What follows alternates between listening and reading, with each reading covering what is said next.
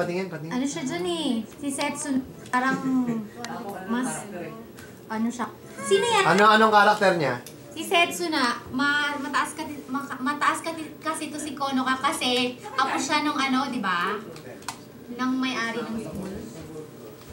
Kaya Ojo-sama yung tawag sa kanya. Ibig sabihin parang mas nakakataas siya. So, kailangan mataas ang... Parang nire-respeto niya ko. Mataas ang katungkulan ni Setsuna? Hindi.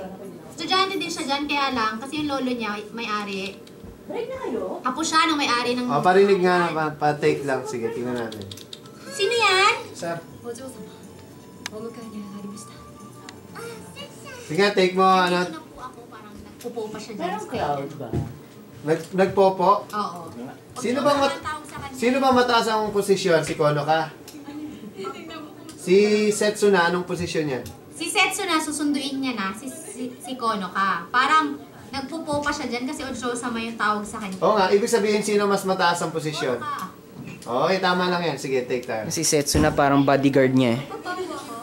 Oo, lagyan mo na Dito po. na po ako para sunduin ka. Sino yan? Konoka. Nandito na po ako para sunduin ka. Ah! Setsuna, ikaw pala! Pumasok ka na! Tuloy. Maki. Sabihin mo na Magandang kay... umaga. Ayaw ba na Magandang lola mo? umaga yun. Ikaw rin, Setsuna? Wala Pumasok ka akong na! mangyari yun. Kasi po ngayon, parang okay lang daw na medyo gabigil ako. Magandang umaga po sa inyo.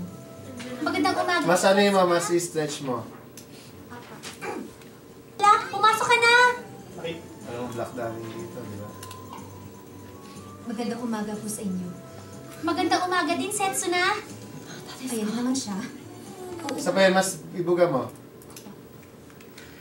Magandang umaga din, Setsuna. Ayan na naman siya.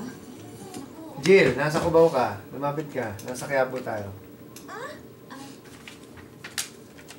Magandang umaga din, Setsuna. Ayan na naman siya.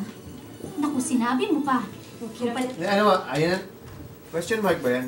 Ayan na naman siya. Ayan na naman siya.